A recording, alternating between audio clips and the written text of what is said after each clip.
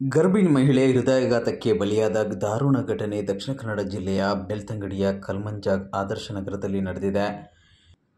ಆದರ್ಶನಗರದ ಹಮೀದ್ ನಜೀಮರವರ ಎರಡನೇ ಪುತ್ರಿ ನಿಶ್ಬಾ ಹೃದಯಾಘಾತದಿಂದ ತಮ್ಮ ಗಂಡನ ಮನೆಯಲ್ಲಿ ನಿಧನರಾಗಿದ್ದಾರೆ.